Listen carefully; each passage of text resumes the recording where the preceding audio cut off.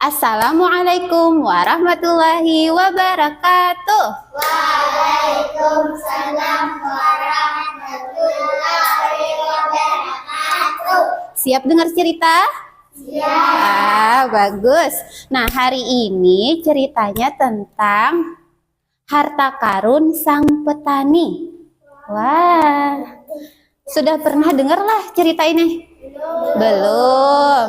Nah, ceritanya di sebuah desa yang subur dan makmur, ada seorang petani yang kaya raya.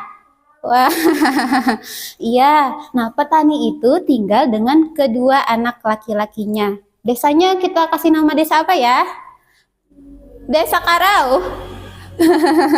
Ya, di sebuah desa yang subur dan makmur tadi tinggallah seorang petani yang kaya raya, dan dia tinggal dengan kedua anaknya. Nah, kemana istrinya? Oh, ternyata istri petani itu sudah lama meninggal. Jadi, ayahnya lah yang merawat dan membesarkan kedua anaknya. Nah, itu petaninya itu merawat anaknya sayang sekali. Apa-apa selalu dituruti, mau minta ini dibelikan, minta itu dibelikan. Nah, sampai ketika sudah remaja, anaknya itu jadi anak yang manja dan malas. Nah, anak petani itu jadi anak yang apa tadi? Manja dan malas.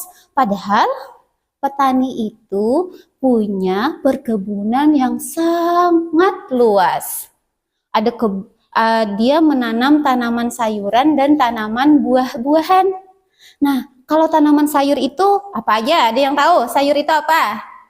Bayam. Nah, sayuran bayam, ada nanam. Sayuran tomat. Apalagi? Cabai. Kalau buahan apa ya?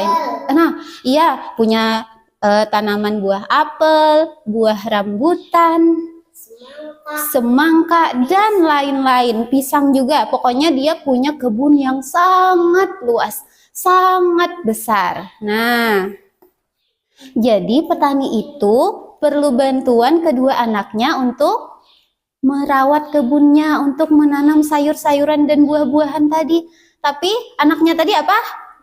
Malas. Jadi tidak mau membantu ayahnya. Kalau diminta bantuan, ya, "Nak, bantu ayah di kebun ya, menanam tanaman sayur dan buah-buahan." Anaknya jawab mana? "Aku nggak mau, aku mau di rumah aja, rebahan sambil main game."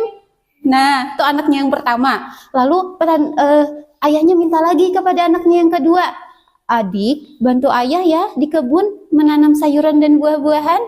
Adiknya jawabnya gimana? "Aku juga nggak mau, aku di rumah aja, main game sambil rebahan." Nah, kayak gitu. Nah, kalau mau diminta bantuan selalu menolak. Ayo, di sini adakah yang kayak gitu? Sekali. Tapi selalu kalau diminta bantuan, Bu Pian gimana? Bantu nggak? Iya, hebat. Nah, lalu suatu ketika petani itu jatuh sakit yang sangat parah. Nah, sudah diobati, dibawa ke dokter, tapi tetap tidak sembuh. Nah, anaknya jadi senang atau sedih kalau ayahnya sakit? Sedih. Anaknya nangis, "Ayah, jangan sakit, ayah." Kayak gitu.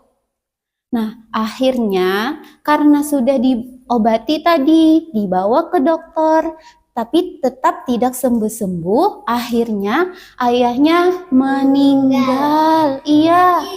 Nah, tapi sebelum meninggal, ayahnya berpesan kepada kedua anaknya.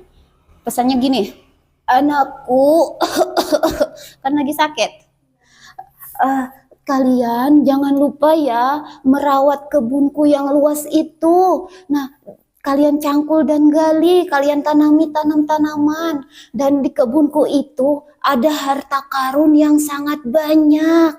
Jadi kalian harus menggali dan mencangkulnya." Batuk lagi.